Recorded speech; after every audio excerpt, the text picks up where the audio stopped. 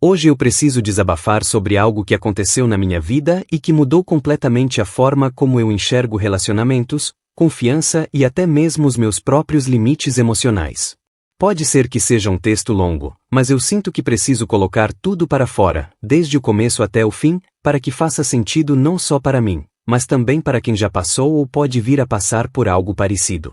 Meu nome é Rafael, tenho 29 anos, sou analista de sistemas em uma empresa de tecnologia em São Paulo.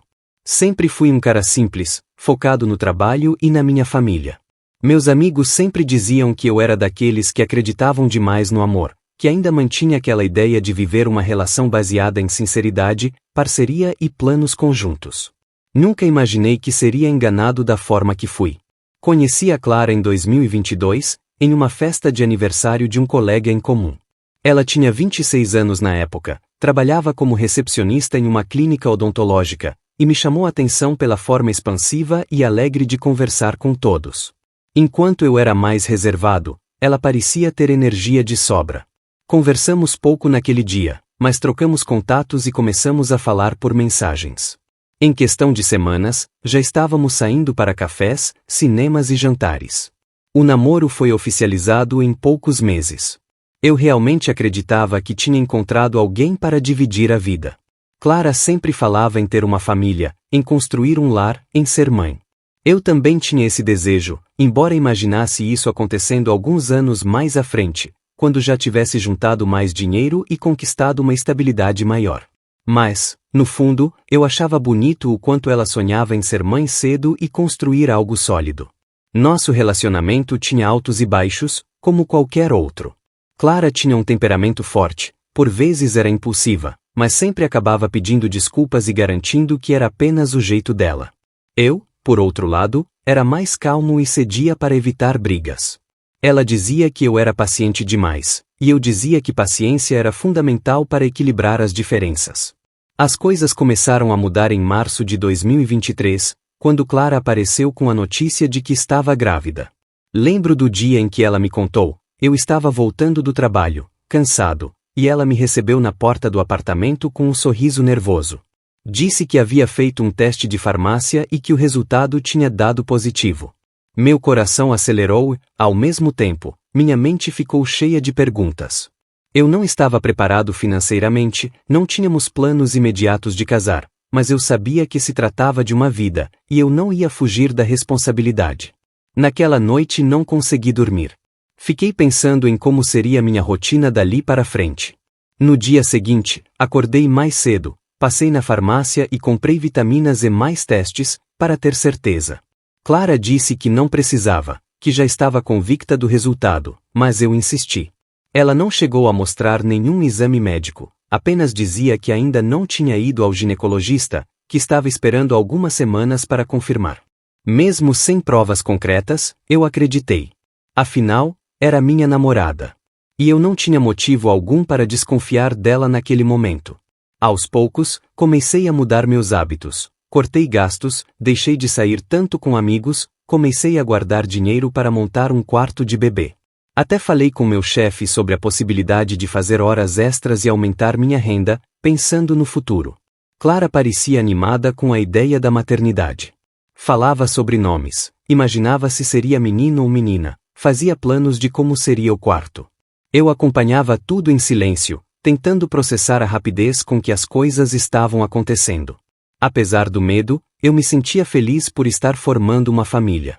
Foi nesse período que ela começou a falar sobre casamento com mais intensidade. Dizia que não queria ser mãe solteira, que não fazia sentido criar um filho sem estarmos casados. Eu entendi o lado dela e comecei a pensar seriamente em oficializar a relação. Cheguei a olhar alianças em algumas lojas, mesmo sem ter certeza se era a hora certa. Porém, algumas coisas começaram a me incomodar. Sempre que eu falava sobre ir ao médico, Clara arrumava desculpas. Dizia que não tinha tempo, que a agenda da clínica estava cheia, que ainda era cedo demais. Também nunca apresentou um exame, nem de sangue, nem de ultrassom. Mas eu evitava pressionar, achando que talvez ela estivesse nervosa e insegura. A grande reviravolta aconteceu em maio daquele ano. Eu estava voltando do trabalho mais cedo, por conta de uma reunião que foi cancelada.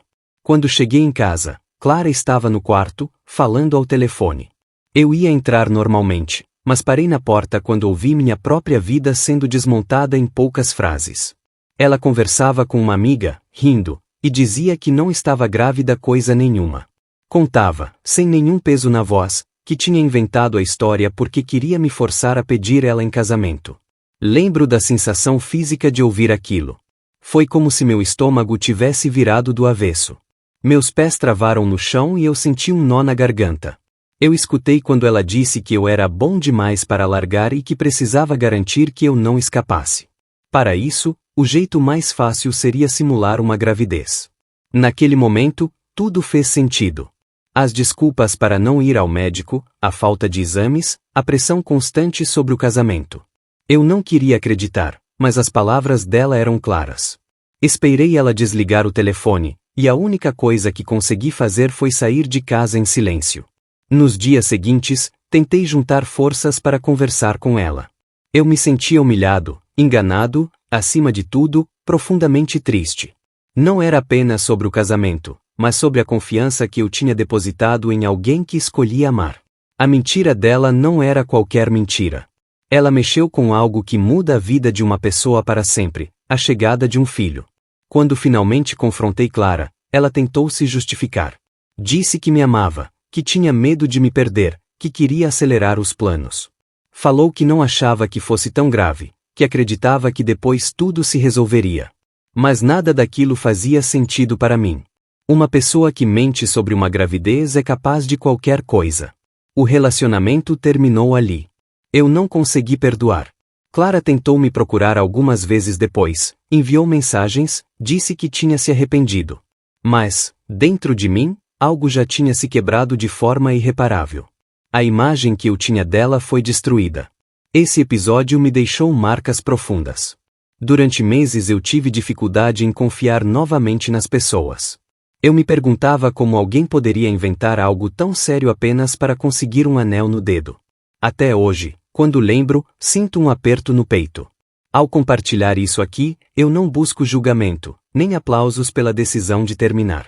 Quero apenas deixar registrado que o amor, sem verdade, não se sustenta.